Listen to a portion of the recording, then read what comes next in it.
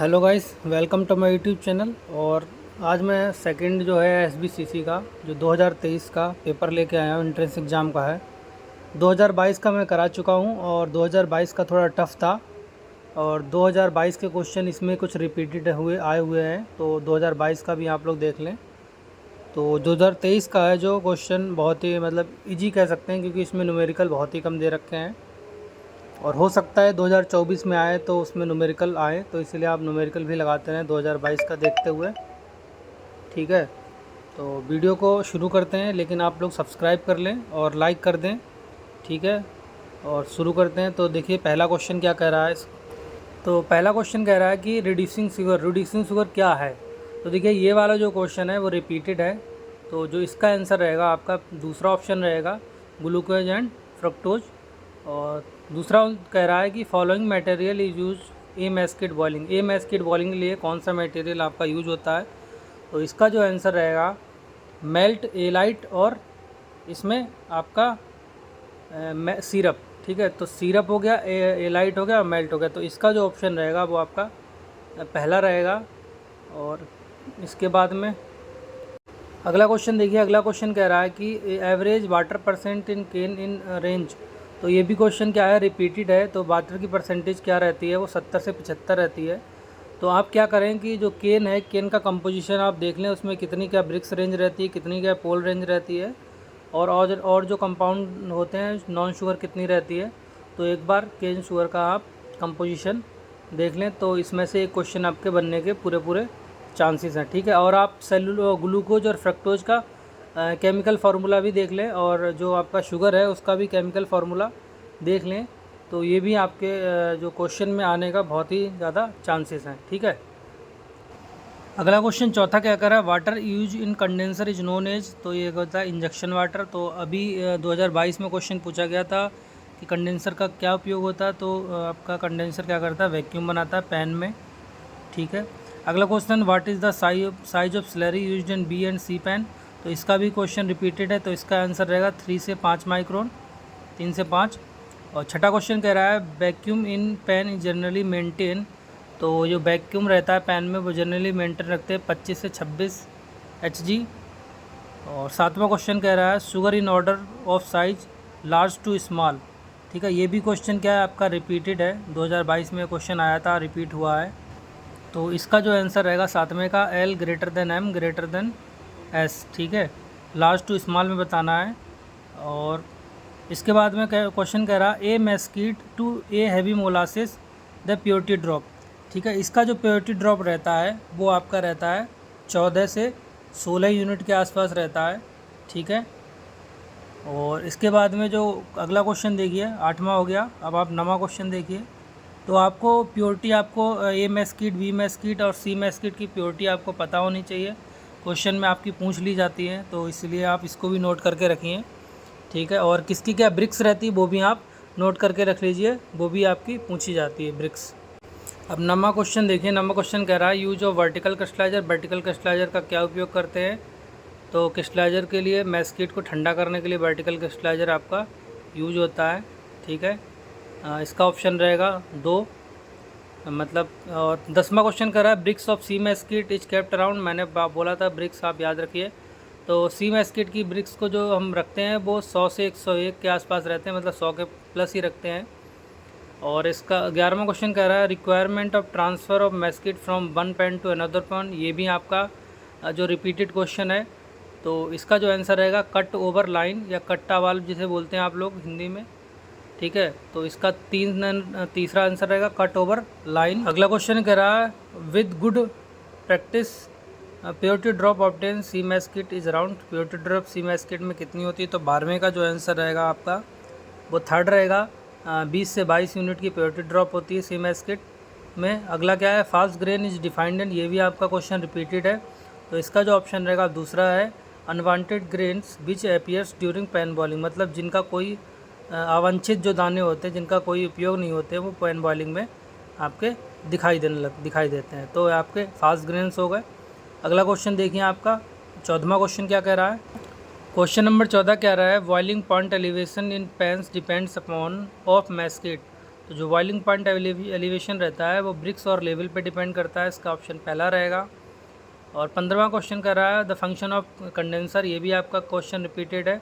तो कंडेंसर क्या करता है, वैक्यूम बनाता है किसमें, पैन में, तो इसका ऑप्शन रहेगा दूसरा, ठीक है। और 16वां क्वेश्चन करा है from the following identify the chemical which is not use for the clarification of sugar cane juice. तो क्लैरिफिकेशन में क्या आपका लाइम यूज होता है, सल्फ़र डाइऑक्साइड ये भी यूज होता है, फास्फोरिक एसिड ये भी यूज होता है, और जो चौथा आपका विस्कोसिटी रिड्यूसर ये आपका क्लैरिफिकेशन में यूज नहीं होता है, ठीक है। और 17वां क्वेश्चन कह रहा है in an evaporator body steam और वेपर इज इंट्रोड्यूस इनटू, किस में इंट्रोड्यूस होती है स्टीम और वेपर, किस में लगती है, तो आपका इसका आंसर रहेगा कैलेंडरिया। 17वें का जो ऑप्शन रहेगा वो कैलेंडरिया रहेगा। 18वां क्वेश्चन कह रहा है what is the role of vacuum filter in sugar mill. तो वैक्यूम फिल्टर किस लिए लगाते हैं, तो पहला ऑप्शन है तो generate vacuum in the plant, ये तो गलत हो गया। दूसरा है तो फिल्टर द मिक्स जूस, ये भी मिक्स जूस को फिल्टर नहीं करते हैं। तो फिल्टर द कंडेंसेट वेपर, ये भी गलत हो गया। तो ऑप्शन रहेगा लास्ट, तो जो मडी जूस निकलता है आपका क्लैरिफायर से, मतलब SRT हो या आपका रैपिडोर हो, उससे जो मडी जूस निकलता है उसको क्या करते हैं, फ़िल्टर करते हैं। और एक तरफ आपका क्या है मडी जूस बाहर आ जाता है, दूसरी तरफ आपका फ़िल्टर केक बन जाता है, ठीक है। 19वां क्वेश्चन कह रहा है what kind of nitrogen gas ammonia removal concentration in a calandria of a pan body should be. तो इसका जो ऑप्शन रहेगा वो रहेगा लाइट एंड हैवी। तो इसमें दो पाइप रहते हैं, एक लाइट के लिए रहता है, एक हैवी के लिए रहता है। जो हैवी रहती है वो नीचे आ जाती है, और लाइट होती है वो ऊपर से निकल जाती है, ठीक है। तो इसका ऑप्शन रहेगा ए। क्वेश्चन नंबर 20 कह रहा है which molasses will be used in C single pan. तो सी के सिंगल पैन में जो मोलासिस यूज होता है तो उसका जो ऑप्शन रहेगा आपका बी हैवी। बी हैवी को सी पैन में यूज करते हैं। और 21वां क्वेश्चन कह रहा है a number decrease by 18% become 410 find the number.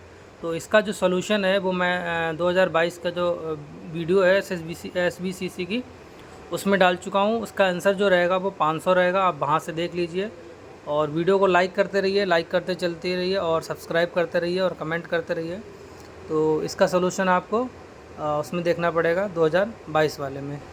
अब क्वेश्चन नंबर 22 देखिए a cubic water tank 4 metre long 5 metre wide and 8 metre deep, how many litres of water can be hold. तो जो इसका ऑप्शन रहेगा वो तीसरा रहेगा। इसका सोल्यूशन आपको मैं अभी दिखा देता हूँ। तो देखिए 22वां क्वेश्चन में क्या है, एल दिया हुआ है 4 और बिट दी है आपकी W हो जाएगा आपका, बिट दी है 5 मीटर एंड डेप्थ मतलब गहराई दी है, वो गहराई दी है आपकी 8 मीटर। तो वॉल्यूम निकाल लेंगे इसका टैंक का, तो 4 × 5 × 8 तो 160 मीटर क्यूब आ जाएगा।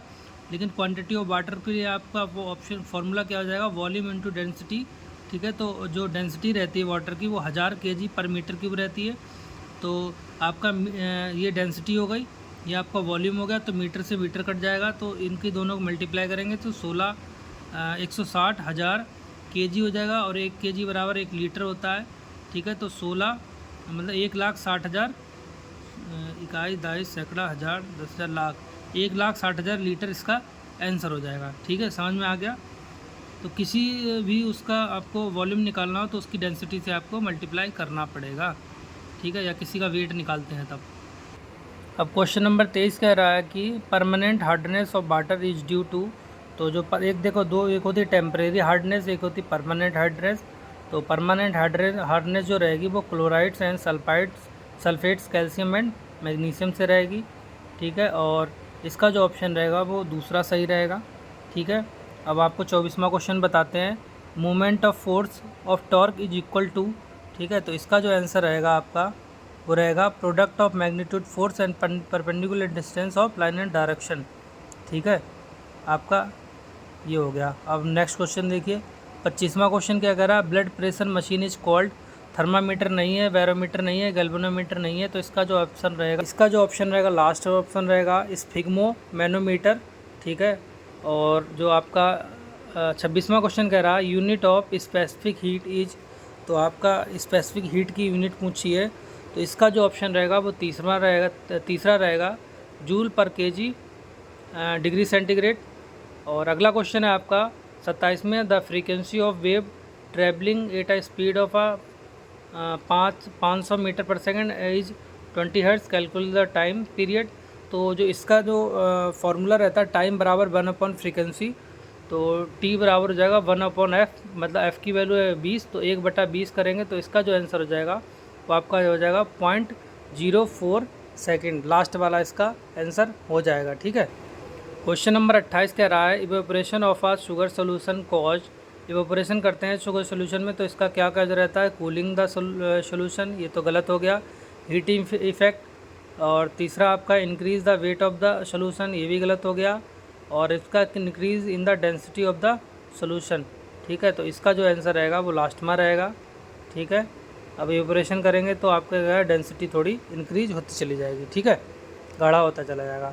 29वां क्वेश्चन कर रहा है if the temperature of any gas increase its volume, जब आप टेम्परेचर किसी भी गैस का इंक्रीज करेंगे तो इसका वॉल्यूम क्या होगा, इंक्रीज होगा। ठीक है, समझ में आ गया। अगला क्वेश्चन देखिए, आप 30वां क्वेश्चन दिखाता हूँ मैं आपको।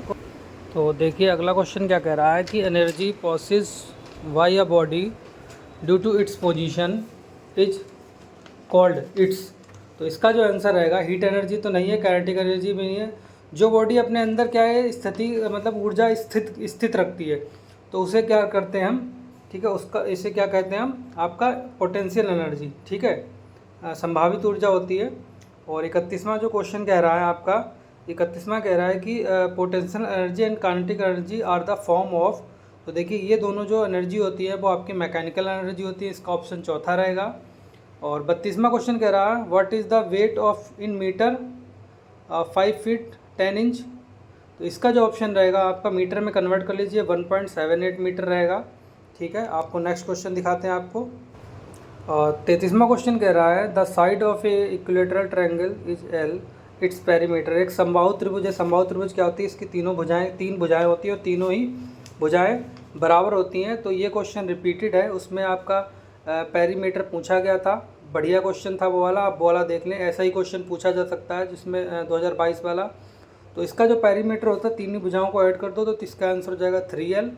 और 34वां क्वेश्चन कर रहा है the expression for P multiplied by 2 को P से मल्टीप्लाई करेंगे तो इसका जो आंसर रहेगा 2P आ जाएगा, 2 × P, लास्ट वाला ऑप्शन।